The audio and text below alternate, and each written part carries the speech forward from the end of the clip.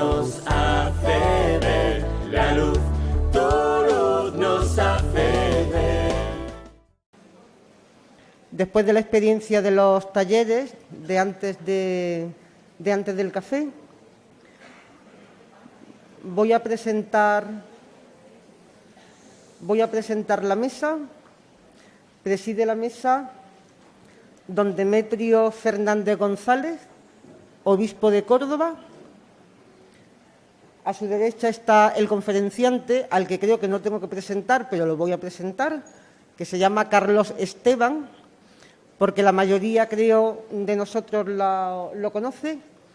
Y yo, que modero y que os hablo ahora mismo, soy Carmen Velasco, la delegada diocesana de Enseñanza de Málaga. Yo tengo una presentación muy cortita de Carlos Esteban, porque lo importante de esta tarde va a ser oírlo a él primero y luego que nos quede tiempo suficiente para que todas las cuestiones que queramos hacer a la mesa las podáis hacer. Vamos a hacerlas como siempre las hemos hecho. Tenéis en la maletita roja, tenéis hojas, las anotáis, levantáis. Nuestros queridísimos colaboradores que están por ahí dispuestos las irán acercando a la mesa. Aquí las organizaremos para unirlas por temas y que se puedan contestar. Queremos terminar dejando un ratito de descanso, que estamos a sábado, que se note, y porque luego aquí en la sala esta va a ser la experiencia de oración y música con el grupo Brotes de Olivo. Entonces, esto hay que quitarlo, o sea, el escenario hay que cambiarlo, y entonces queremos dejar un espacio que nos sirva para descansar y para que ellos puedan preparar. Pues paso a presentar al ponente. Como he dicho antes, se llama Carlos Esteban Garcés. Es aragonés, pero lo lleva con muchísimo garbo porque casi ni se le nota. Está casado, tiene 2 hijos y tiene para nosotros algo muy importante, y es que ha sido profesor de religión de instituto, lo cual le da una cierta solera de experiencia en lo que es la tarea docente directa con adolescentes.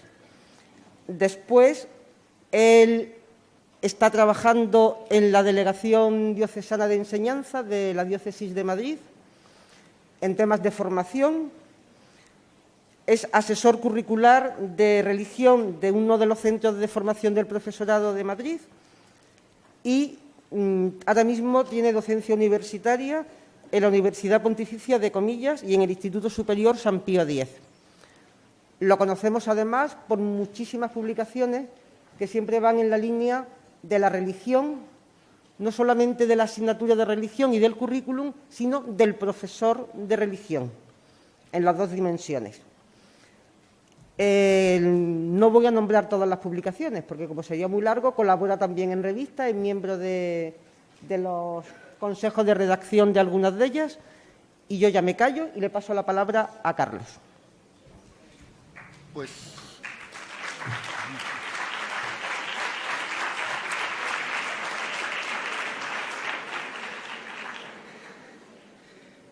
gracias, Carmen, y gracias a todos vosotros por estar aquí compartiendo esta tarde la reflexión que vamos a hacer después de un día ya largo. Espero no sumar mucho cansancio. Y, en primer lugar, lo que procede que haga, pero lo hago de corazón, aunque suene a protocolo, es agradecer esta oportunidad que me compromete un poquito de hablar aquí delante de vosotros. Carmen ha dicho que fui profesor de religión. No fui. Soy profesor de religión de instituto. Por tanto, yo podría estar perfectamente ahí y alguno de vosotros aquí. Quien nos va a hablar es un compañero y desde ahí tenéis que recibir también las palabras que vamos a compartir y lo que he ido pensando desde el principio. En segundo lugar, deciros que me he sumado desde el principio, desde hace varios meses que empezó a prepararse este congreso y que me hablaron de la posibilidad de la ponencia. Yo he estado bien atento a la evolución y a los objetivos y que he hecho míos los 3 objetivos del congreso.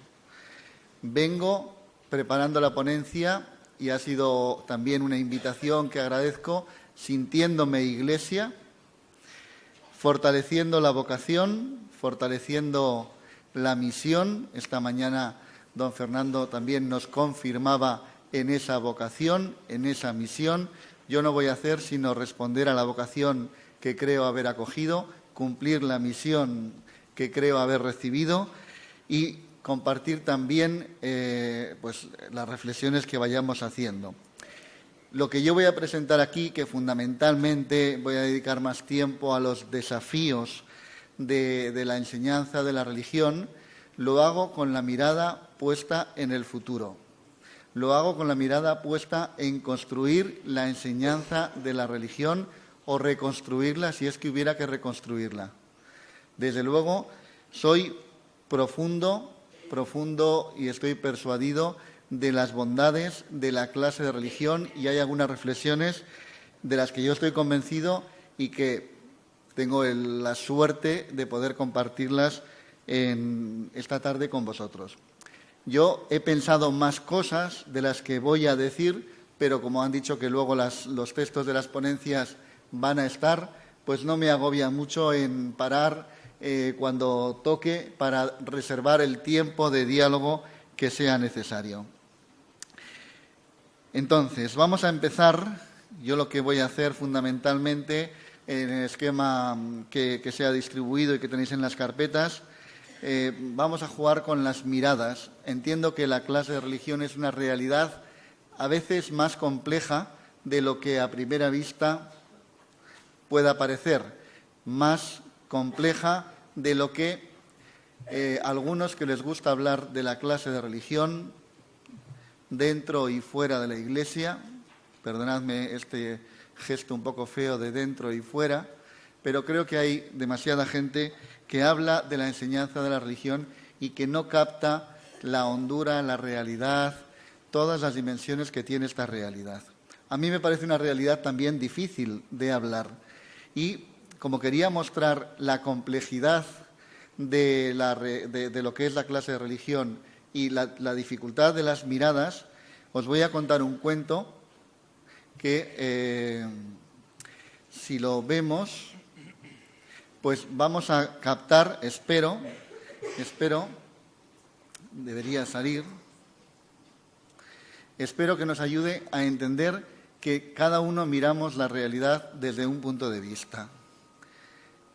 Y seguramente son necesarios más puntos de vista.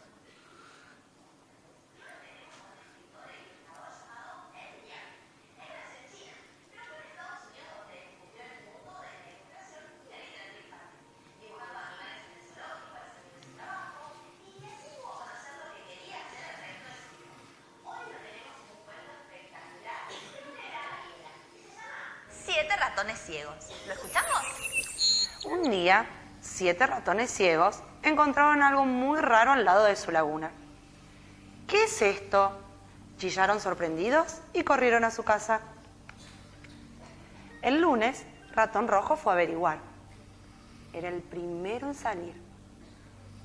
Es un pilar, dijo. Nadie le creyó.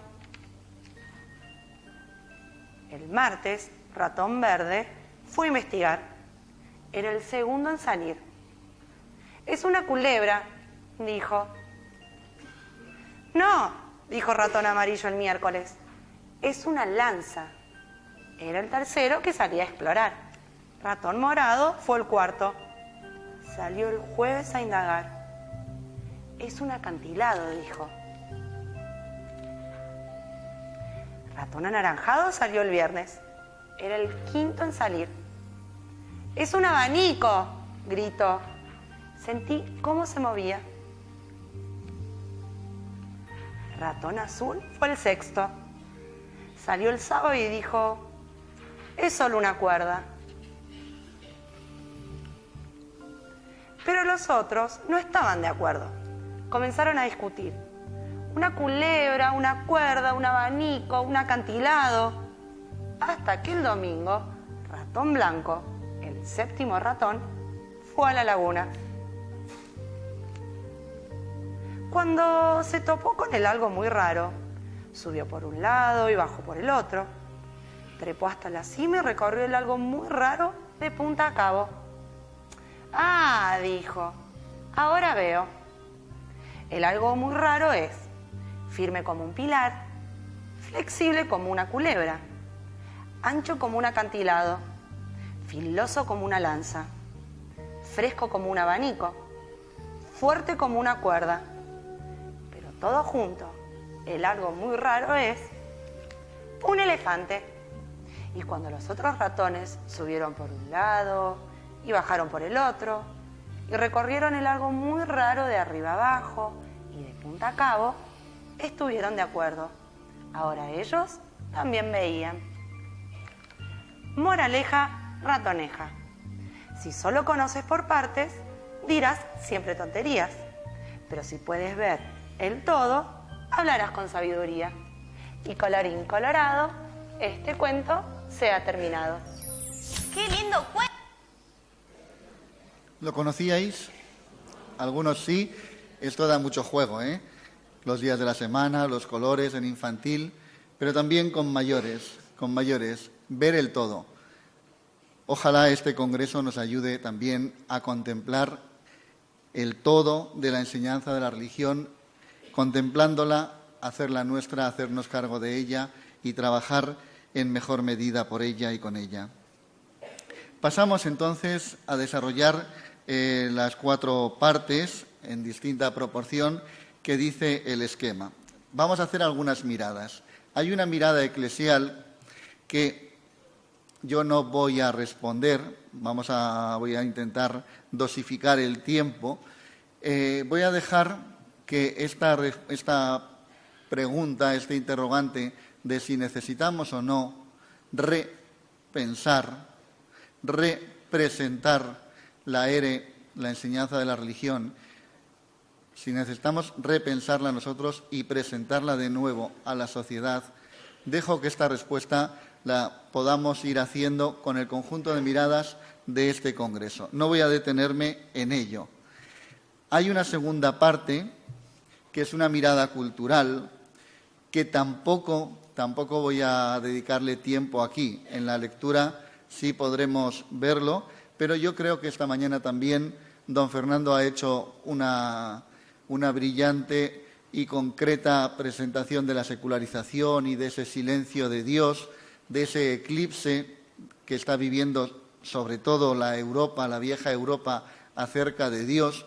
Algunos autores de la sociedad líquida, Glusman, etcétera, hablan de la tercera muerte de Dios, que es una tercera muerte que acontece en silencio y sin que nos demos mucha cuenta.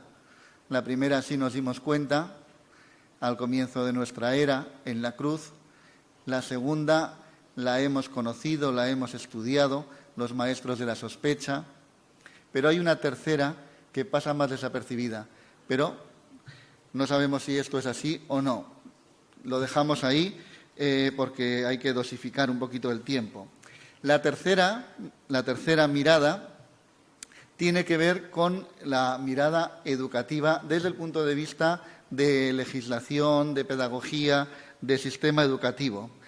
En realidad, también había pensado decir poco de esta mirada, porque en algunas diócesis, ya al final de curso, he tenido la oportunidad de compartir con vosotros bastante tiempo el análisis un poquito más riguroso de lo que es la LOMCE como tal, el análisis también un poco más detallado de cómo es el tratamiento de la ERE en la LOMCE, y casi había pensado pasar directamente hoy a presentar los desafíos, pero parece que merece la pena que nos detengamos en esto.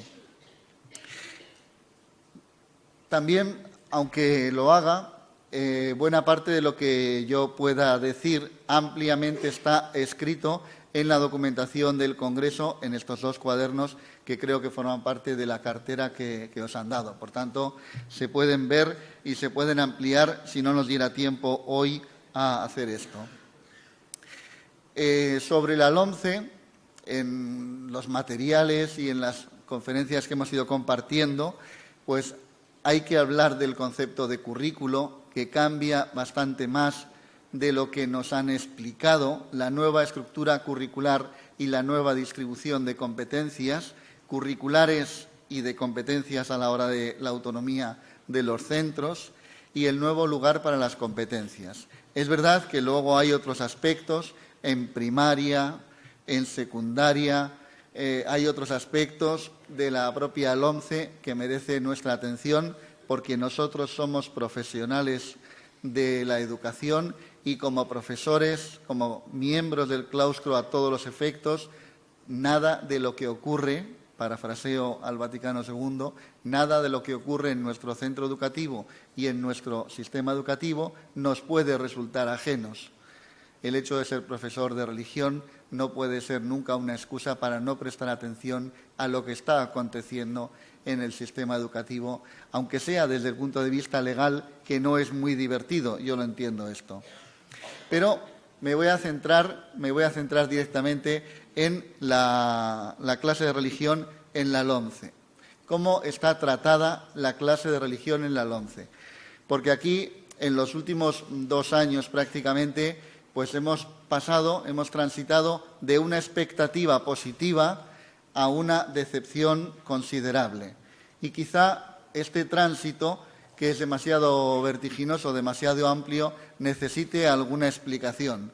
Porque seguramente, perdón, por si alguno...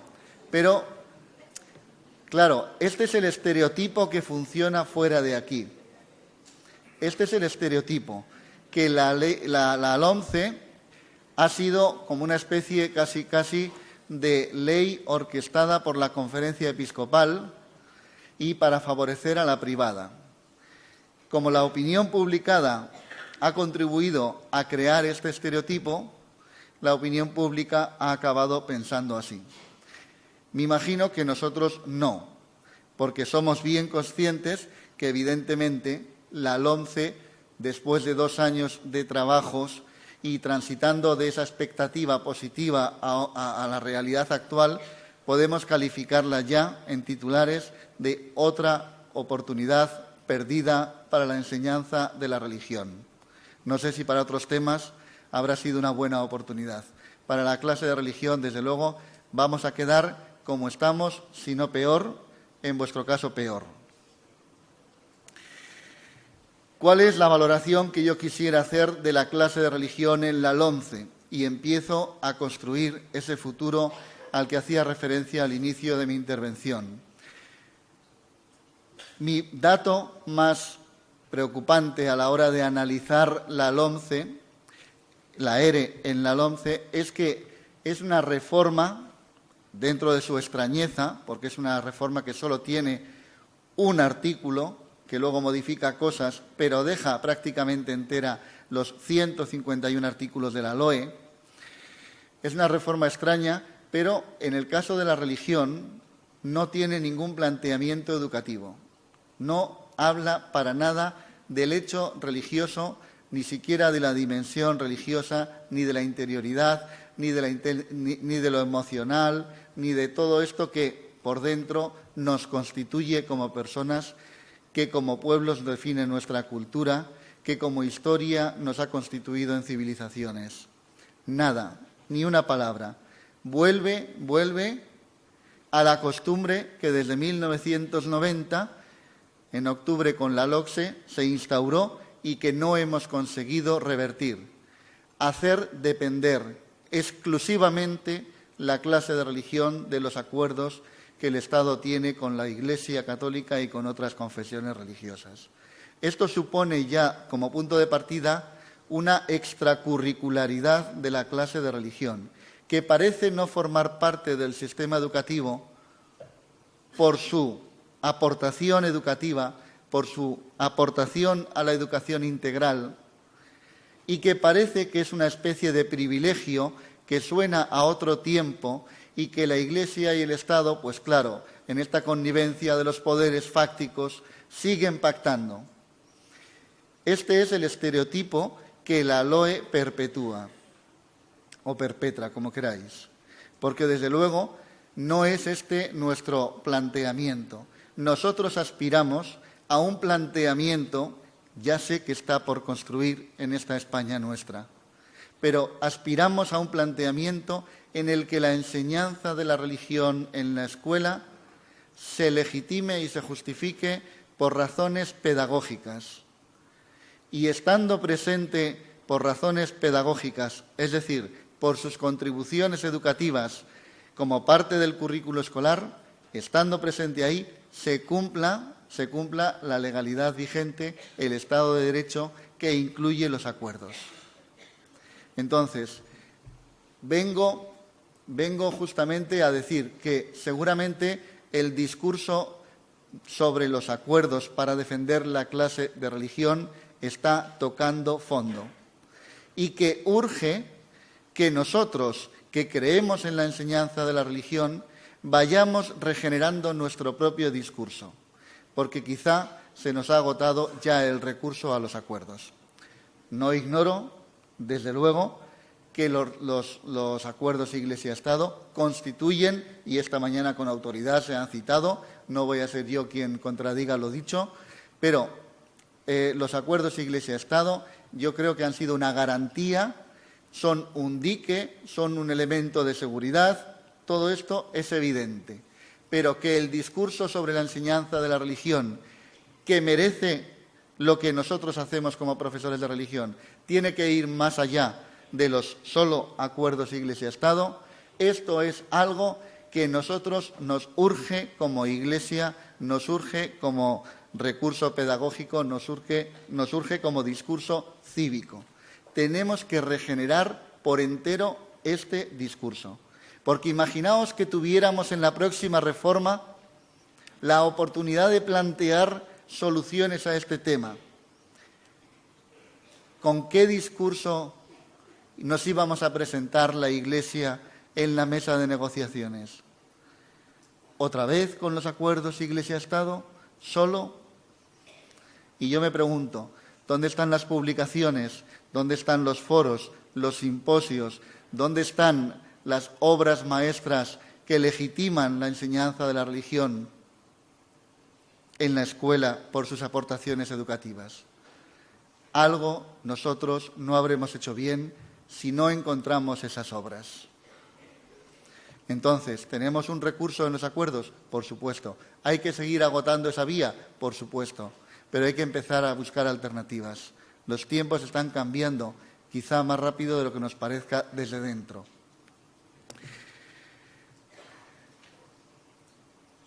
Es verdad que dicho esto que es lo grueso, porque claro, otra disposición adicional, siempre a pie de página, siempre adicional, no es lo sano, y la prueba de ello, por si alguno no tiene mucha fe en lo que estoy diciendo, que fe en Dios esta mañana ha quedado demostrado que teníamos mucha, pero si no tenemos mucha fe en lo que estamos diciendo hay clase de religión en muchos países europeos que no tienen acuerdos con la Iglesia. Hay clase de religión en muchos sistemas educativos europeos y occidentales y no dependen de los acuerdos. Tienen un discurso mucho más amplio y, desde luego, una tradición mucho más desarrollada en lo que es la pedagogía y didáctica de la religión. Ese es el sitio hacia donde apuntamos. Pero decía, dicho esto, hay aspectos positivos en la LOMCE que no se nos pueden ocultar y que yo no quiero que, hecho el primer planteamiento, se me oculten tampoco. Sí, hay aspectos positivos. Cuando la LOMCE reorganiza las etapas, sobre todo primaria y secundaria, menciona la enseñanza de la religión o la clase de religión, la asignatura, que ya no área, la menciona directa, explícitamente entre las áreas del currículo. La cita entre las asignaturas específicas, que es donde la engloba. Esto es una ventaja respecto a la LOE, que en sus artículos organizativos de las etapas educativas ni nombraba la enseñanza de la religión. ¿Es un paso adelante? Sí, seguro. Seguro. ¿Este es un aspecto positivo? Pues sí, no lo vamos a negar. Otra cosa es el tratamiento en bachillerato. Lo cita también, pero ya no como asignatura específica, sino como optativa. Y desde el principio desde el principio, publicamos en Religión y Escuela, lo recuerdo perfectamente, que ese tratamiento de optativa que algunos incluso habían defendido en algún momento para la enseñanza de la religión era de alto riesgo. No necesito explicar el riesgo en el que estamos con la religión en bachillerato, con ese tratamiento de optativa. En educación infantil me preocupa menos, si se puede decir así, me preocupa menos porque ciertamente la LOMCE es que habla de lo que cambia. De lo que no cambia, no dice nada, sigue igual. Por tanto, hay que entender, en términos legales, que en infantil se mantiene lo que había. En formación profesional, pues seguimos perdiendo oportunidades, con bastante silencio administrativo por nuestra parte. Desapareció de la formación profesional, en términos generales, la clase de religión, y no dijimos mucho, y acaba de desaparecer de la formación profesional básica. Y la formación profesional básica forma parte de la enseñanza obligatoria. Y, por tanto, deberíamos pensar que ahí hemos vuelto a perder otra oportunidad.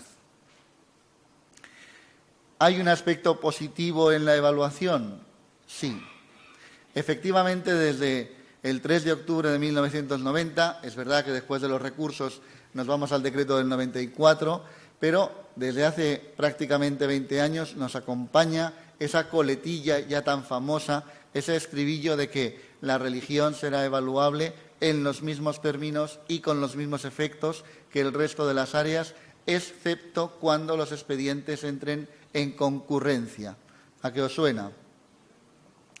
Verdaderamente esa coletilla la hemos perdido, afortunadamente. Por tanto, la enseñanza de la religión recupera una plena evaluación de verdad en los mismos términos y con los mismos efectos que el resto de las áreas. Algo que estaba así legislado porque hasta 4 sentencias del Tribunal Supremo obligaron a ello. Pero bueno, ahí está ese punto de avance. Sin embargo, tampoco quiero dejar de decir en este punto de la evaluación que la enseñanza de la religión en el sistema educativo LOMCE, aunque será evaluable a todos los efectos, no será objeto de las evaluaciones externas. En cuanto a asignatura específica, y como todas las específicas, que fundamentalmente van a ser educación física, educación plástica y religión, la Trinidad de Marías de la escuela, no serán objeto estas asignaturas específicas de evaluaciones externas. Aparentemente esto tampoco nos parece muy mal, o yo he visto que no ha parecido muy mal, pero yo percibo una intuición, un riesgo, y es que cuando las evaluaciones externas poco a poco vayan creando cultura de ser evaluados, los centros educativos van a cuidar en mucha mayor medida aquellas asignaturas que sí van a ser objeto de evaluación externa y, para salir mejor en la foto de la evaluación externa, lógicamente pueden, porque la LOMCE también lo capacita así, lo propone así, pueden aumentar incluso las horas de estas asignaturas que serán objeto de evaluación externa. Con lo cual, la evaluación que hemos recuperado, no sé si es un punto positivo o no. Otro punto positivo, ambivalente también, hemos recuperado, porque también hubo varios años de la democracia en la que teníamos este equilibrio cuando existía la ética y la religión, que todavía pervive la expresión, ¿tú qué vas a ética o religión? Pero eso obedece a un tiempo en el que había ética o religión y las dos asignaturas eran evaluables a todos los efectos y no había ninguna dificultad. Ahora se recupera, y realmente esta es la novedad de la LOMCE en este tema nuestro, se recupera fundamentalmente el tema de la alternativa, la asignatura de valores en primaria y en secundaria. ¿Es un aspecto positivo? Sí, en cuanto que evidentemente los alumnos ya podrán elegir entre 2 asignaturas más o menos equiparables. No como hasta ahora, que elegían entre religión o nada. Entonces, ¿es un aspecto positivo? Sí. ¿Cuál es la otra cara de este aspecto positivo? Volvemos a hacer un pequeño estereotipo preocupante, o por lo menos que nosotros tenemos que cuidar para que no se convierta en ese estereotipo. Aquellos que elijan valores es porque no quieren la religión, y aquellos que eligen religión es porque no necesitan valores. Claro, simplificamos mucho con este estereotipo, pero es que la opinión publicada lo acabará diciendo así. Y entonces esta dicotomía no es la mejor, no es la mejor. Pero es verdad que en Europa, en 13 países, funciona así. Hay que entenderlo en términos de organización escolar, no en términos epistemológicos, porque en términos epistemológicos tenemos la batalla de la opinión pública perdida. Perdida. Y tan perdida la tenemos que en algún sitio donde hemos experimentado esto, en el noreste de España, cuando las familias han podido elegir entre valores bien informados y religión bien informados, han elegido más valores que religión. Porque claro, los valores se cotizan más en la bolsa, en esta bolsa educativa, que los de religión. Por tanto, también tenemos que tener cuidado. Y hemos dicho en algunos encuentros que hemos tenido, aquí en este aspecto, lógicamente, nosotros tenemos que hacer una especie de oferta, como los grandes almacenes, de un 2 por 1. Tenemos que saber entender y saber explicar que los que vienen a religión se llevan 2 por 1. Se llevan los valores cívicos universalmente compartidos, la ética mínima, las virtudes públicas, que por otra parte han nacido en esta tradición nuestra judeocristiana. Por tanto, ¿quién mejor que los papás para explicar esos valores que adquirieron mayoría de edad y funcionan ya por el mundo, así como una ética, como los derechos humanos? Pero además de llevarse los valores, se llevan también el conocimiento de las religiones en general y del cristianismo en particular. Si nosotros no sabemos explicar esto, no sé cómo lo van a entender las familias a las que nos dirigimos, porque no sé quién se lo va a explicar mejor que nosotros. ¿Había mejores alternativas? Sí, las había. La ley de calidad, por ejemplo, proponía mejores alternativas. ¿Y hay otros aspectos que nos han debilitado con este tratamiento que la LOMCE ha hecho de la enseñanza de la religión? Pues es evidente que sí. Es evidente que la LOMCE ha traspasado a las autonomías y también a los centros, aunque lo de los centros nos pasa desapercibido todavía porque no ha entrado, pero ha traspasado competencias a la hora de fijar horarios que nos han situado en la incertidumbre que hoy tenemos todos en la cabeza y en el corazón.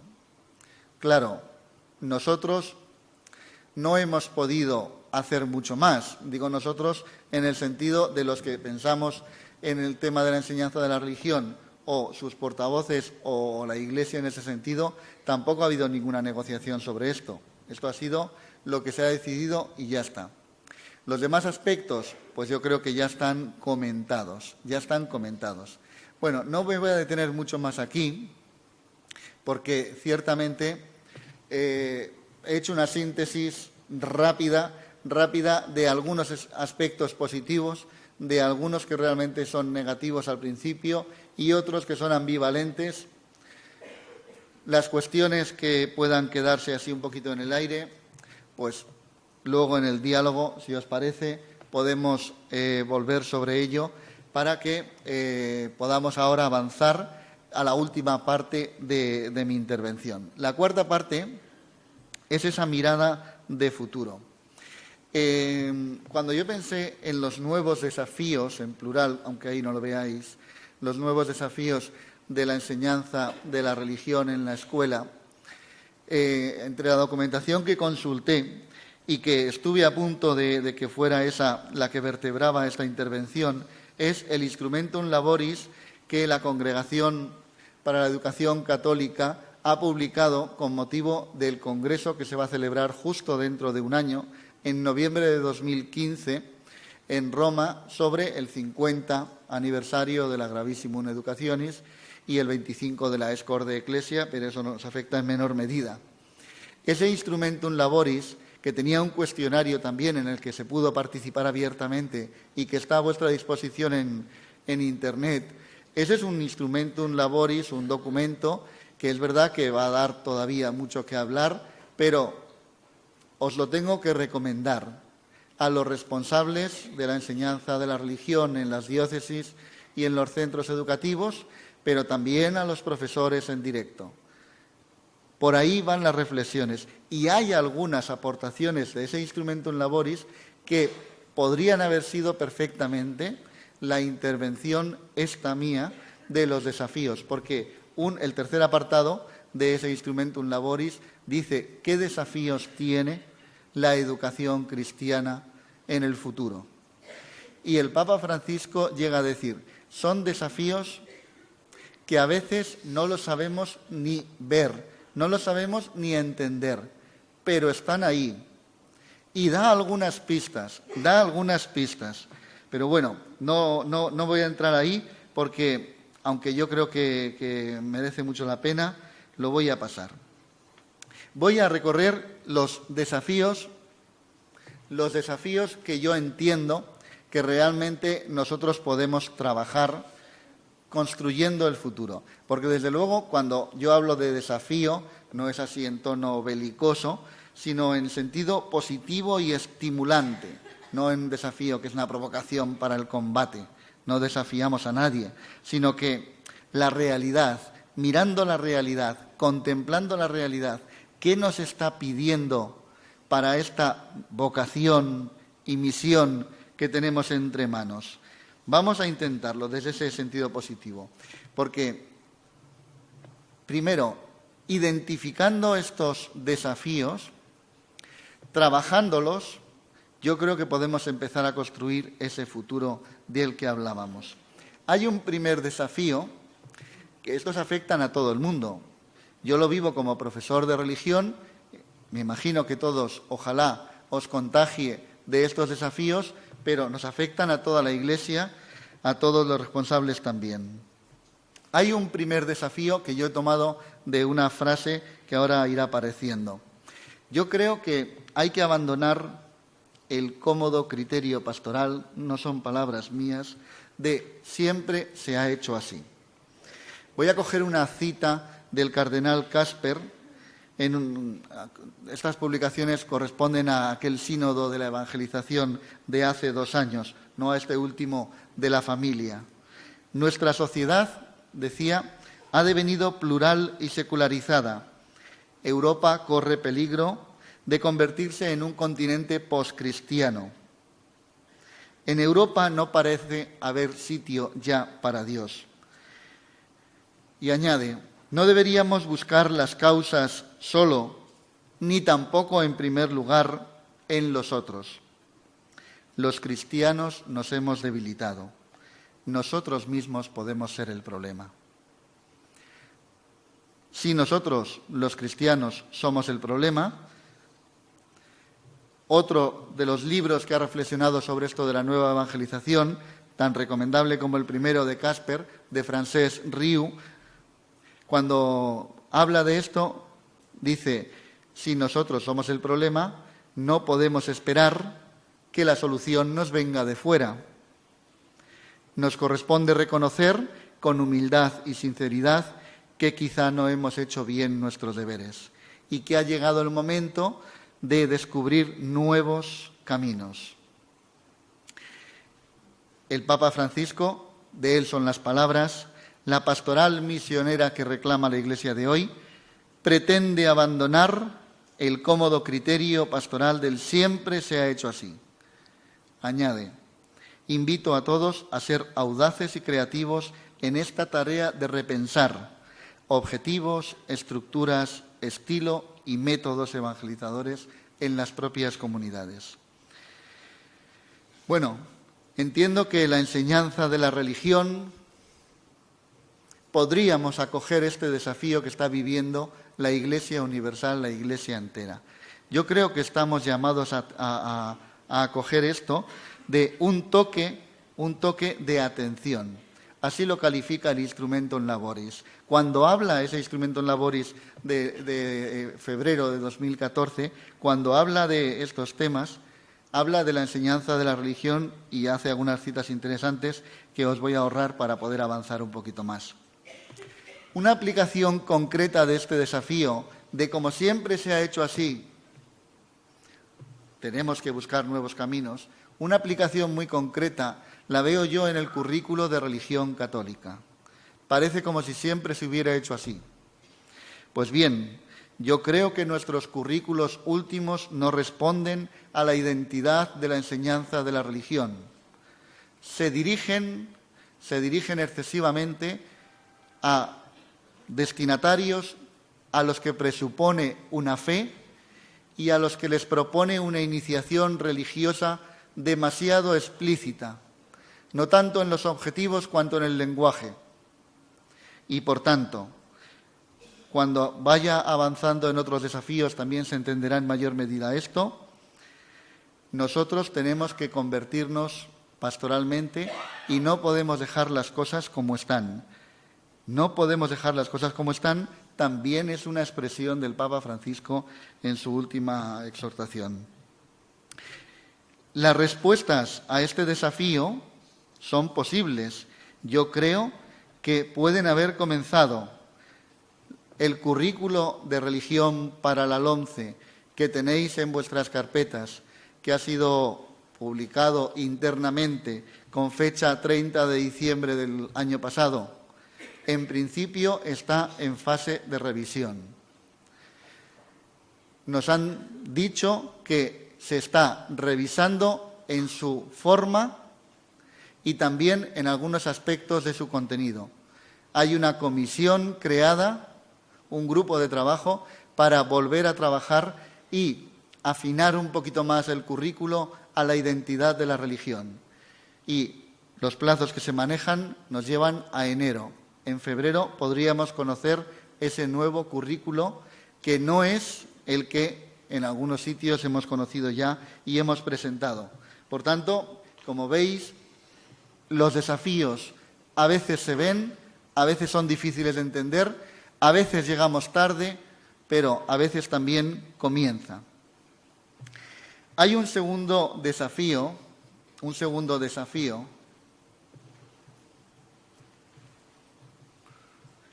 que tiene en alguna medida continuidad sobre esto, y es: la Iglesia no debe encerrarse en sí misma, sino salir de sí misma y avanzar hacia las periferias. Yo comparto con profundo sentido eclesial toda esta experiencia que está viviendo la Iglesia en este momento. Creo que es un regalo del Espíritu para que no sigamos encerrándonos o permanezcamos encerrados, preocupados sobre sí mismos, sino que salgamos a la periferia. El último foro europeo sobre la clase de religión, en abril, Praga de 2014, precisamente el título de este foro era la enseñanza de la religión como un modo de salir a las periferias. Salir a las periferias desde el seno de la Iglesia, donde hemos recibido la vocación, desde el seno de la Iglesia donde se nos ha encomendado la misión, pero no para quedarnos dentro.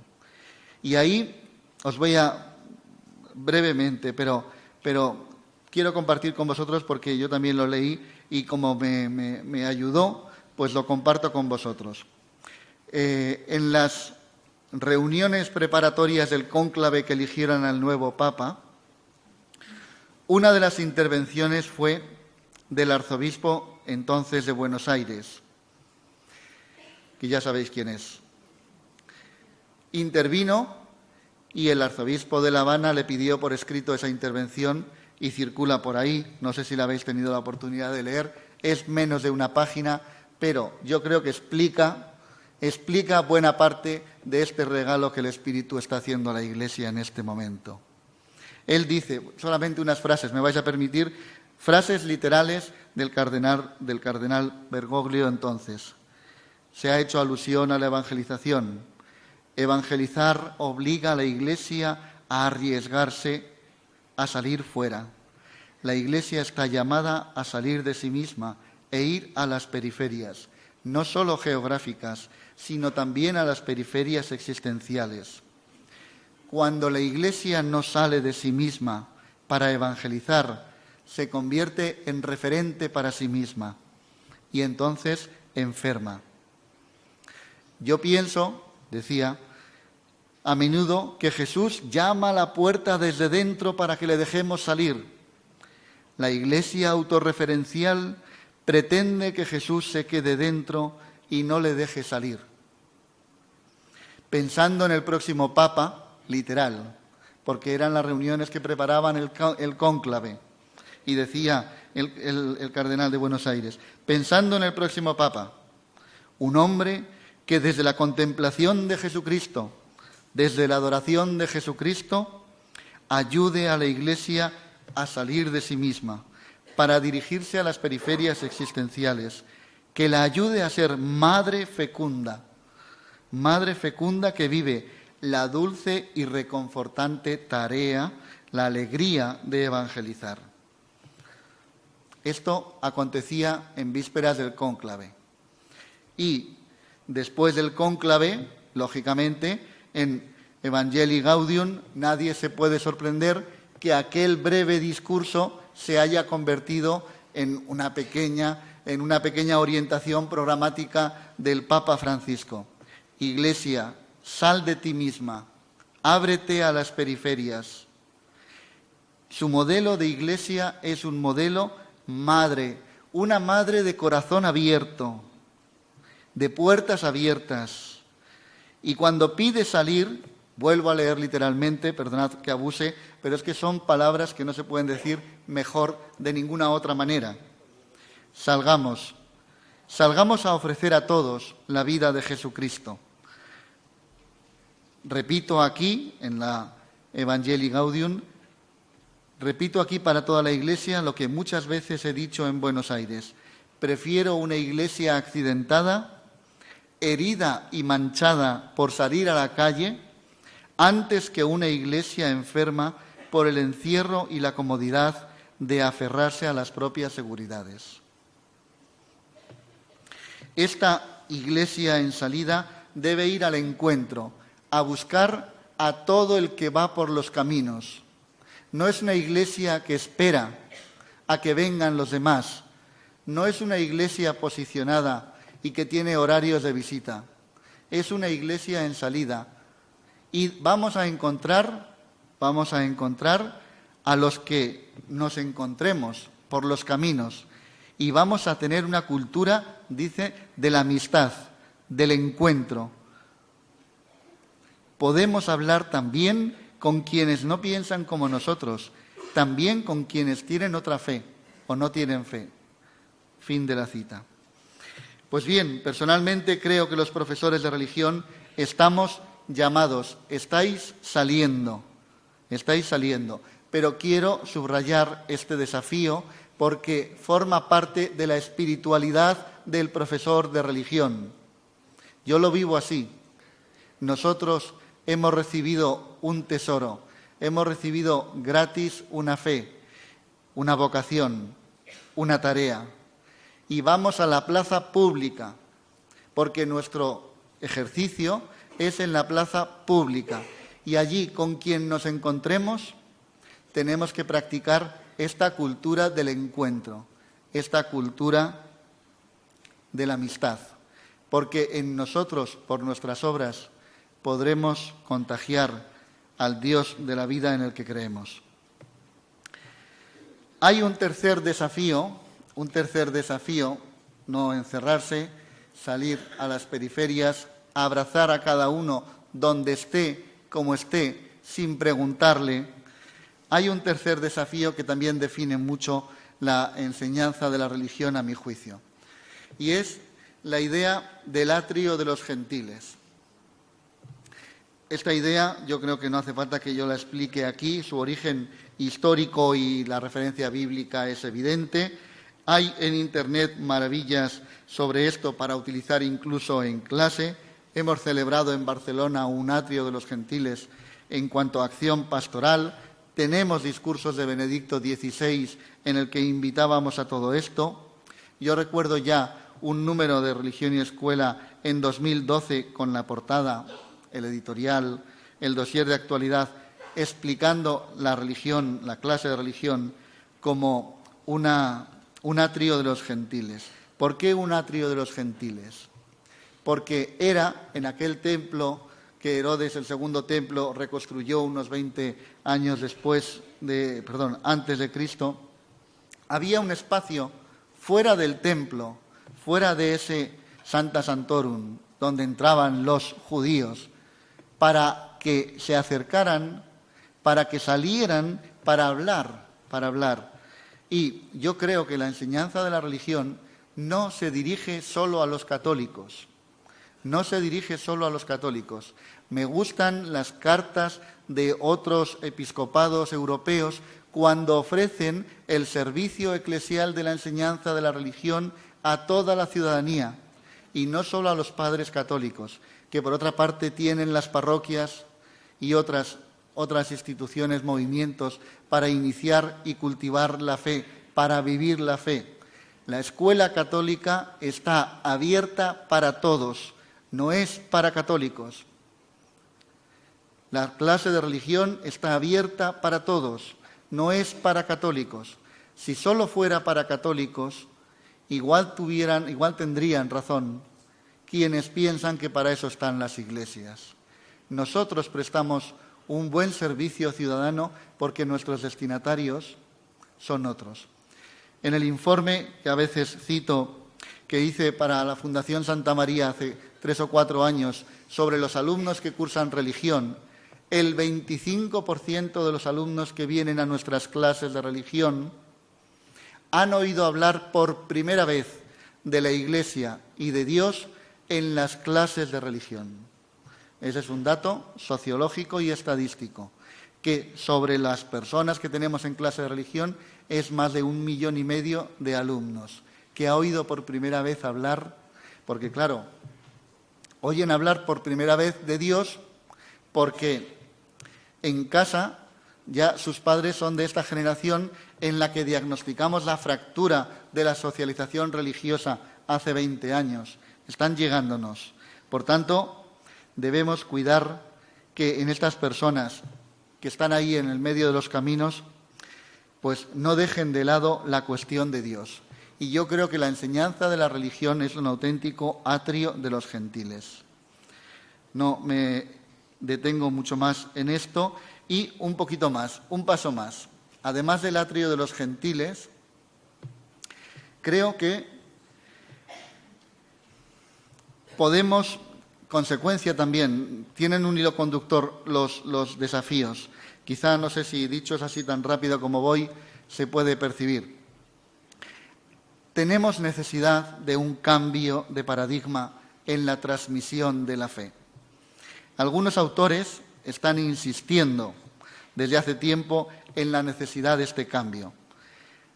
No vamos a entrar ahora. En el texto escrito vais a encontrar el recuerdo enumerado, que no descrito en amplitud, de distintos modelos de evangelización, de iniciación, de transmisión de la fe. Es verdad que venimos acostumbrados de una sociedad en la que los mecanismos de transmisión cristiana estaban integrados en el funcionamiento mismo de la sociedad. Pero esta sociedad ha cambiado. Esta sociedad ha cambiado y, por tanto, Iglesia-sociedad ya nos identifica y los mecanismos que hasta ahora hemos venido utilizando pues no nos sirven. Se hace necesario, encontrar nuevos modos de proponer la fe que respondan a las preguntas más profundas, a los deseos más profundos de las personas de hoy, de este tiempo. Y por tanto, incluso la expresión transmisión de la fe suena a ese otro modelo en el que Iglesia y sociedad prácticamente se podían identificar. Hay algunas expresiones todavía en búsqueda para nombrar el nuevo paradigma. En cualquier caso, desde el punto de vista pedagógico, que no teológico, yo creo que podemos proponer que vamos a ir transitando de la transmisión de la fe, como si fuera un depósito casi cognitivo en la memoria, a la apropiación de la fe. Y si me apuran, se hace necesario provocar más hondamente, pasar al empoderamiento de la fe. Porque esta es la subjetividad en la que viven nuestros contemporáneos. Nosotros somos hijos de las cosmovisiones, estudiábamos las ideologías. Hoy nuestros alumnos ya no les preocupan ni las ideologías ni las cosmovisiones. Hoy hablan de cosmosensaciones, porque es otro mundo. El destinatario ha cambiado. Y si ha cambiado el destinatario, ¿podemos seguir manteniendo sin más los métodos anteriores? Esta apropiación personalizada, apropiación desde el punto de vista pedagógico, supone el paso de una herencia aceptada, de una herencia casi no elegida, a una pertenencia elegida, de la reproducción a la aceptación. Y esto supone cuidar en mayor medida, en clase de religión también, las disposiciones personales de nuestros alumnos. Y tener fe, más fe, decíamos esta mañana, porque Dios habita también en ellos y se comunica a ellos. Un paso más también en continuidad. Debemos cuidar la interioridad, explorar al menos la interioridad de nuestros alumnos en cuanto modelo pedagógico. Vivimos en un mundo dominado por el exterior. Nuestros alumnos están centrados en su vida exterior. Nosotros venimos de una educación que también ha mirado demasiado hacia afuera. Es evidente que necesitamos conocer todo lo exterior, pero simultáneamente necesitamos hacer lo mismo con nuestro mundo interior, Esta llamada a cuidar la predisposición del sujeto, esta llamada a cuidar la interioridad, que en terminología bíblica correspondería al corazón, porque el corazón es la sede de los sentimientos y emociones, de la inteligencia y la voluntad. Tenemos un montón de citas bíblicas sobre esto.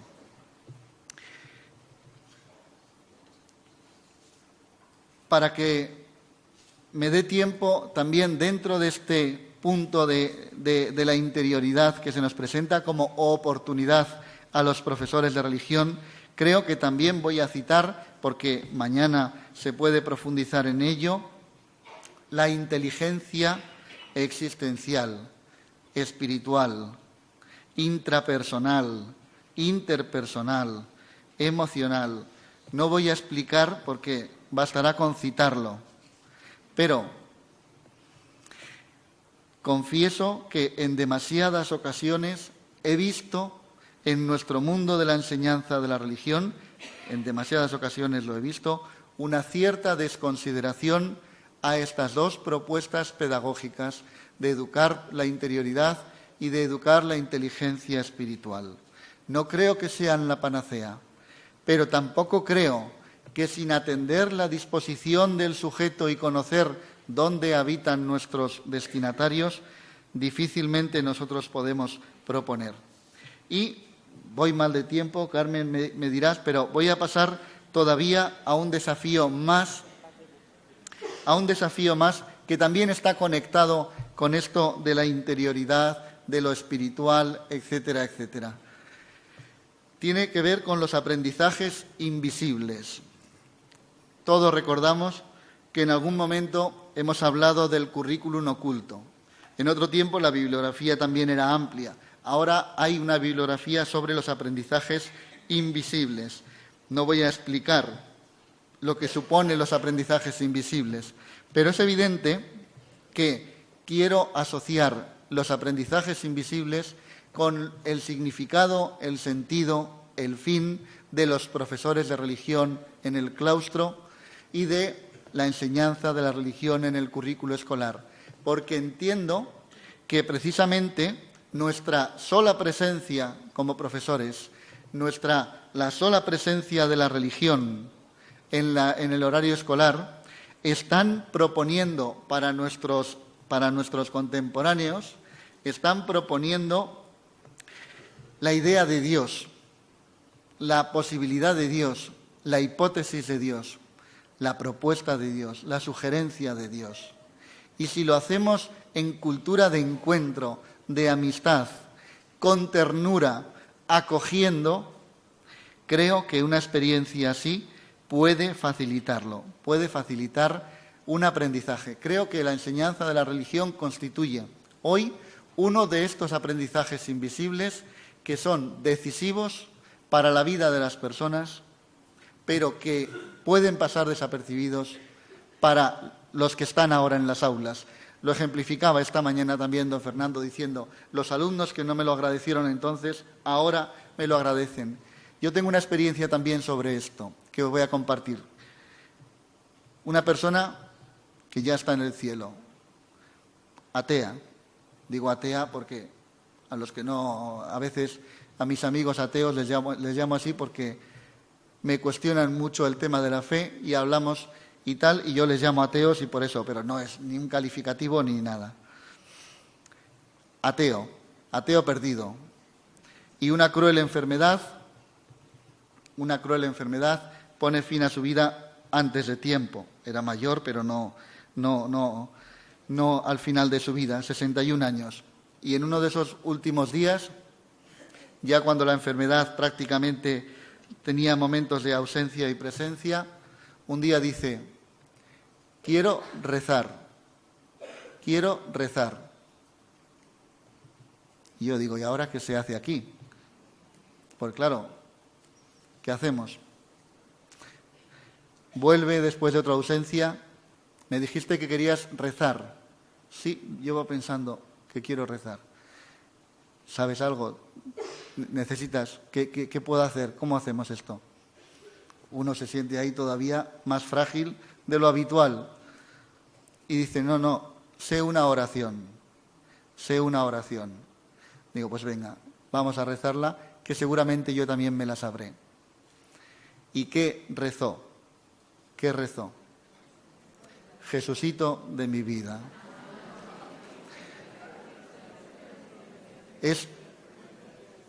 Lágrimas fue lo que expresaba aquella emoción. Jesucito de mi vida. Eso fue un aprendizaje invisible, de los más invisibles, que le acompañó toda su vida y que solo lo necesitó usar para reconectar con nuestro Padre bueno al final de sus días.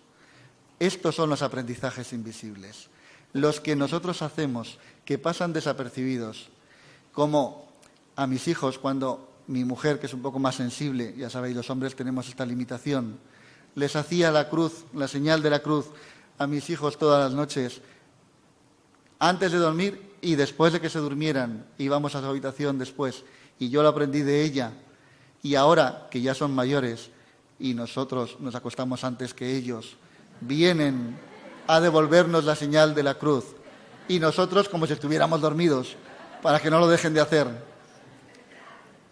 ¿Veis lo que son los aprendizajes invisibles? Vosotros, solo con vuestra presencia, con muchas o pocas horas, solo con vuestra presencia en el claustro, solo saber que sois creyentes, que sabéis de Dios, que pensáis en Dios, solo con esto estáis colocando la hipótesis de Dios, la posibilidad de Dios, a todos aquellos que tarde o temprano, cuando necesiten buscar respuestas a las preguntas interiores del ser humano, quizá necesiten aquello y nunca encontrarán aquello que no les propusimos. Un desafío todavía un desafío más todavía. La resiliencia. Esta nos viene bien a los profesores de religión. Las palmeras tienen una capacidad propia de doblarse con los vientos fuertes, parecen agacharse y cuando dejan pasar el viento vuelven a recuperar su estado natural.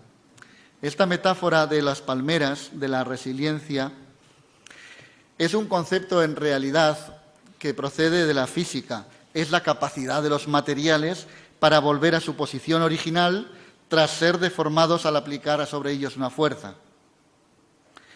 Yo creo que, aplicada al mundo de la psicología y aplicada al mundo de la espiritualidad, la resiliencia es una capacidad que tenemos todos para resistir, para afrontar la crisis, para reconstruirnos, para sobreponernos, para salir incluso fortalecidos. Yo creo que nos define bien a los profesores de religión esta metáfora y esta capacidad. Nosotros tenemos que fortalecer esta resiliencia de nuestro material para volver a nuestro ser, aunque ejerzan fuerza contra nosotros, y encontraremos la fuerza en nuestro interior, ahí donde habita Dios, y cuando salga de nuestro interior y compartiéndolo, veamos que los otros también lo tienen en su interior, y hagamos de dos en dos la Iglesia de Jesús. Hay un desafío más. Esto también deberíamos traducirlo, no hace falta. Pero si lo veis, no hay que dimitir, no hay que cansarse, porque no sabemos lo cerca que estamos de empezar a solucionar los problemas. ¿Se ve? Vale. Penúltimo casi. Voy a pasar por alto un desafío bonito, porque yo creo que Fano lo ha podido trabajar estupendamente. La sensibilidad estética, la belleza, la creatividad, lo lúdico, la alegría. Esto lo tenemos que recuperar también en nuestras clases, también en nuestra pastoral. Evidentemente, ayer Francesc Torralba, que mañana estará aquí, hablaba de esto en Madrid en otro congreso de la Escuela Católica. La sensibilidad. Estamos inmersos en una tradición occidental en la que hemos conceptualizado quizá tanto a Dios, le hemos conceptualizado tanto que es verdad que es la verdad, pero también es la belleza y también es lo bueno. Tenemos ahí caminos por explorar, pero no voy a dedicarme. Para pasar ya a los dos últimos que solo voy a enumerar, no voy a enumerarlos. Yo creo que la sensibilidad hay que contemplarla. El noveno y penúltimo desafío tiene que ver con un reto también por hacer, y este es un reto para los responsables de la enseñanza de la religión y para nosotros como profesores. Necesitamos una sana síntesis teológica en el profesorado. Mirad que yo llevo trabajando en formación de profesores de religión 20 años y hemos hecho cursos de todos los temas de teología, de todos los temas por separado. Pero a veces me asalta la duda si realmente los profesores tenemos una síntesis pedagógica de lo que es nuestra experiencia de Dios y lo que es el anuncio del Evangelio. Me voy a ahorrar explicar esto porque esta mañana también don Fernando lo ha hecho magníficamente. Hay que conocer, en la tradición bíblica, en las narraciones podemos conocer a Dios, en Jesús vamos a conocer todo de Dios y después de eso podremos entender la Iglesia y la moral. Y el orden de los factores altera el producto, ha indicado con mucho acierto. Y último desafío, y con esto acabo, que tampoco lo voy a desarrollar mucho porque quiero acabar con la conclusión, si me permites. Hay una clave que la he puesto en último lugar por aquello de que estos 10 mandamientos se encierran en uno, aplicado a esto. Y es, empezábamos por aquí y acabo por aquí. No dedicamos mucho tiempo, pero tenemos que recrear, inventar, fortalecer, ampliar, ensanchar el discurso sobre lo que añade la enseñanza de la religión a la educación en general. Tenemos que hacer visible en nuestra sociedad que los alumnos que pasan por nosotros salen mejores, más felices que cuando no han pasado por nosotros. Perdonad que lo diga así para cerrarlo. Esto de las contribuciones educativas de la religión, yo lo tengo escrito en varios momentos y lo hemos explicado en varios momentos, ¿no? Recuerdo en Jaén, hace poquitos meses, Educar personas para mejorar el mundo, fue el título de mi conferencia. Aportaciones de la enseñanza de la religión. Por tanto, hay formas de decirlo de muchas maneras. Bien, paso esto y termino este recorrido por los desafíos para tratar de construir el futuro. Y también he pensado que podíamos acabar mirando el centenario de Santa Teresa. El pasado 15 de octubre, el Papa Francisco escribió un mensaje muy breve, muy cortito, pero que merece mucho la pena que lo leáis, sobre el centenario del nacimiento de Santa Teresa que vamos a celebrar a lo largo de todo el año. Y decía: en la escuela de la Santa Andariega aprendemos a ser peregrinos. La imagen del camino puede sintetizar muy bien la lección de su vida y de su obra. Ella entendió su vida como camino de perfección por el que Dios conduce al hombre, morada tras morada, hasta Él, y al mismo tiempo lo pone en marcha hacia los hombres. Se pregunta el Papa Francisco: ¿por qué caminos quiere llevarnos el Señor tras las huellas y de la mano de Santa Teresa? Responde: quisiera recordar, dice literalmente, 4 caminos que me han hecho mucho bien, dice el Papa, que me han hecho mucho bien. Y propone el camino de la alegría, de la oración, de la fraternidad y del propio tiempo. Y yo voy a coger una frasecita de cada uno de esos 4 caminos y la voy a proponer para los profesores de religión, para que construyamos el futuro de la mano del Señor y de la mano de la Santa en este centenario que por algo empezamos el futuro hoy. ¿Por qué caminos quiere llevarnos el Señor? 4 caminos. Primero, Teresa de Jesús invita a sus monjas, dice el Papa, a andar alegres sirviendo. La verdadera santidad es alegría, porque un santo triste es un triste santo. Quiero proponer a los profesores de religión estar alegres, porque un profesor de religión triste es un triste profesor de religión. Segundo, Santa Teresa transitó también el camino de la oración, que definió bellamente, todos lo sabemos, como un tratar de amistad, estando muchas veces a solas con quien sabemos nos ama. Cuando los tiempos son recios, también los nuestros, son necesarios amigos fuertes de Dios para sostener a los flojos. Nos proponemos, como profesores de religión, estar a solas con quien sabemos nos ama.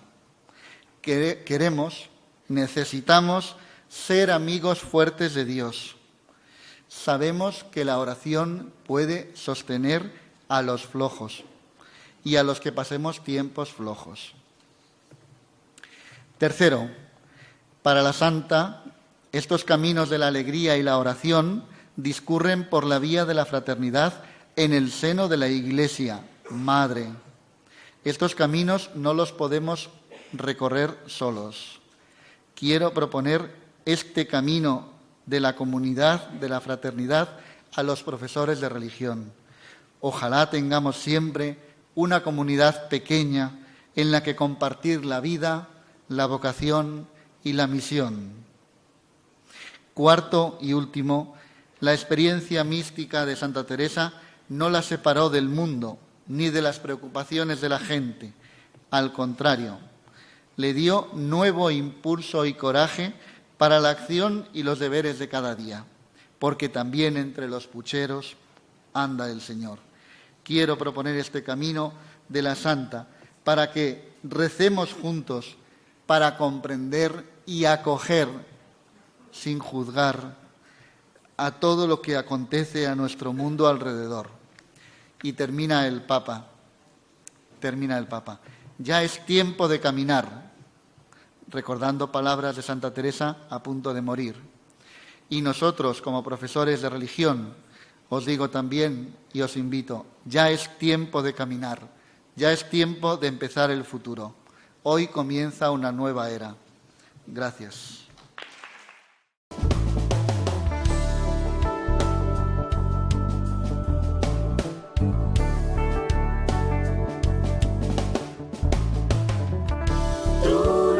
Nos hace ver la luz, tu luz nos hace ver, tu luz nos hace ver la luz, tu